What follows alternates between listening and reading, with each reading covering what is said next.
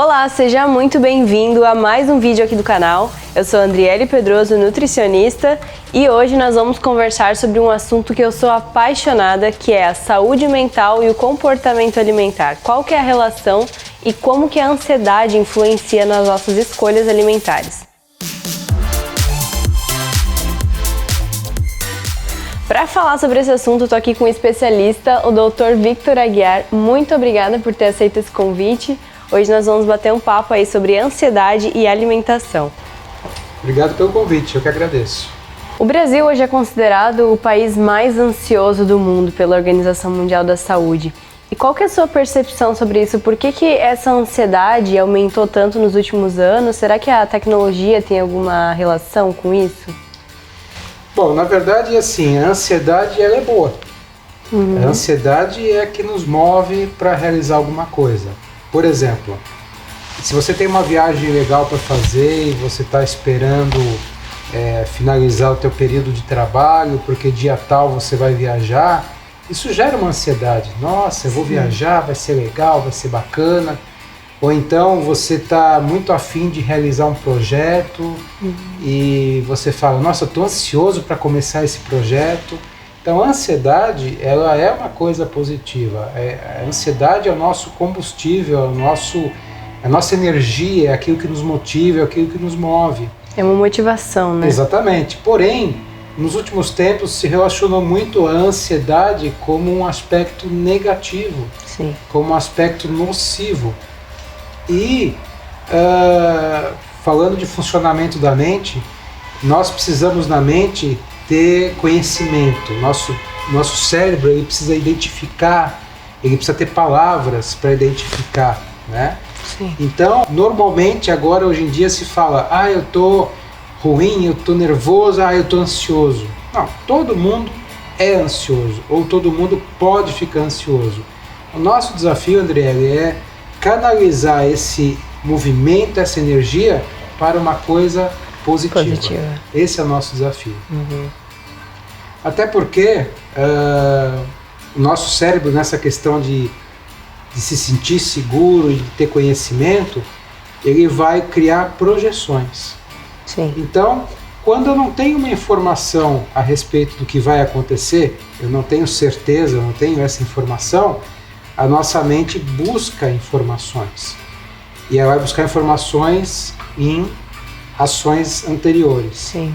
E aí eu tenho duas opções. Ou eu posso buscar em ações anteriores em coisas que foram maravilhosas e excelentes, ou eu posso buscar em coisas que não foram tão boas.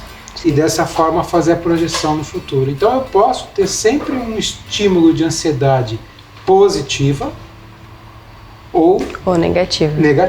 Depende da forma como eu me posiciono em relação às coisas. Aquela velha história, né? Olhar o copo meio cheio e meio vazio. E você, doutor, no consultório, você é hipnoterapeuta, parapsicólogo, você atende muitas pessoas com problemas voltados à alimentação por ansiedade?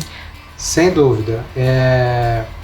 Porque o que acontece? Quando o organismo fica desequilibrado, e eu acho que daqui a pouco você deve falar um pouco sobre os hormônios, que é a tua praia, né? Sim.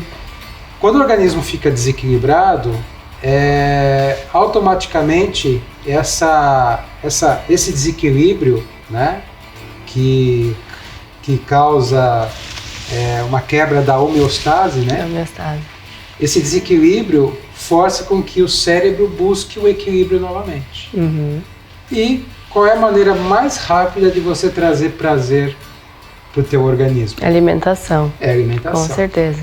E não só pelo bem-estar da alimentação, como a nossa mente ela se acostuma, a gente costuma associar a alimentação a momentos de celebração, Sim. momentos de alegria, momentos de autoindulgência. Os momentos sociais, eles estão muito relacionados com a alimentação desde o passado, né? Exatamente. E como eu trabalho com a hipnoterapia, como você comentou há pouco, é comum do ser humano, é comum de nós, esse processo da hipnose. Então, logo desde pequenininho, eu estou sendo hipnotizado e condicionando a minha mente a entender que o alimento me traz bem-estar. Exemplo, coisa mais comum que a gente vê hoje em dia, e eu não estou julgando ninguém, não estou dizendo que ninguém tem culpa, longe disso.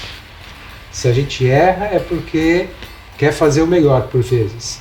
Mas desde cedo, o casal sai com uma criança, e qual é o mecanismo que os pais têm caso a criança comece a ficar manhosa, comece a ficar birrenta? Dá um docinho. Dá um docinho. Chocolatinho. Então, automaticamente, o cérebro dessa criança, ele se condiciona.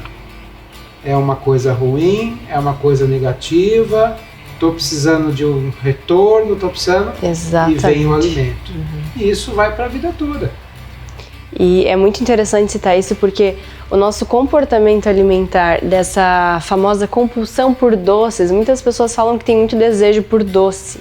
E por que o doce? Porque o carboidrato simples, ele tem esse poder de dar um prazer rápido.